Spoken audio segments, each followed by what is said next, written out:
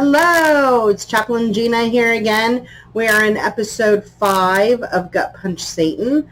And just to do a little bit of housekeeping at this point, yes, I did drop 5 right off the bat. But moving forward, I will be posting on Tuesdays and Fridays.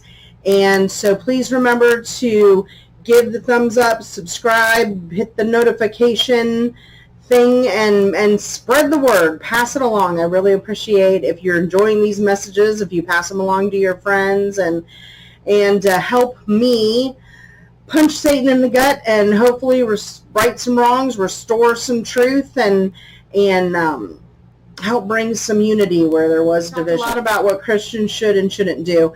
And there really are a lot of people who are getting in people's faces and trying to force religion on them. And that's not good. That's not Jesus's way. But there's also a lot of us that are just living our changed lives and we're being persecuted. And I want to talk about that for a minute. If you are a person who is not a Christian, but you have friends or family that are Christians, settle down. Let them change. It's so hard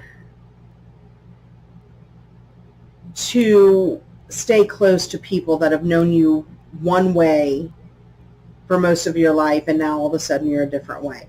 But the thing is yes, when you form that relationship with Christ, you change. You're not just a better version of your old self. You're a different person. And that's a good thing. And it's really hard for some people to accept that. And I get that. I mean, they probably feel like they're losing somebody, I wasn't a Christian for 45 years. So people knew me as one way for 45 years. So I got a lot of persecution at first, but I just did my best to answer questions when asked and keep it to myself. My son and I, we would pray like covertly. In some places, we would really quick pray to ourselves and then, go down to eat or whatever.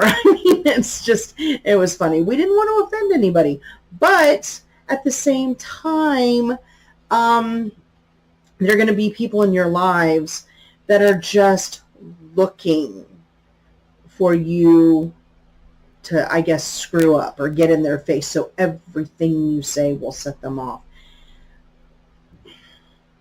Have that conversation. It is really important that you get to be yourself. And if you have someone in your life you can't have that conversation with, then you may have to walk away for a while. You can love them from a distance, but you can't subject yourself to a toxic relationship. It almost becomes like you're apologizing for your faith. And for those of you who are born again, you know that when you're a Christian, if you're a fully committed follower, you're the happiest you've ever been. Even when I'm sad, I'm happy. I'm happy. I'm just happy. I'm content. I feel loved all the time. I feel supported. I feel like I have purpose and I have a path and a plan. I feel great. And I've had a lot of health issues lately, but I feel fantastic. I'm not scared. That's a good thing. So if there are people in my life that don't want me to revel in that good thing, well then I just wonder if they should be in my life. You need to allow people to be themselves. Now I've spoken up for Christians. Now I'm going to once again point out what you shouldn't do. Please do not nitpick every little thing your non-Christian friends and family do. What they watch, what they listen to, where they go, how they spend their free time. Let it go. You also need to settle down. You may see them doing things that you no longer agree with. Guess what? It's their life. God gave them free will. It's not your job to take it away. Let it go. If you don't want to participate in it, don't. Go somewhere else. But don't nitpick every little thing. And if you're that concerned, my son had addictions. So he had to walk away from friends that refused to give up those addictions. He loves them. He prays for them. He worries about them. But he does it from a distance because they chose to continue to live in that life and he couldn't do it anymore.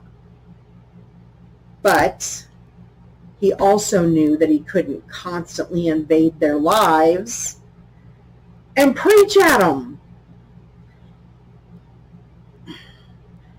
We have a right to live our born-again lives, and those around us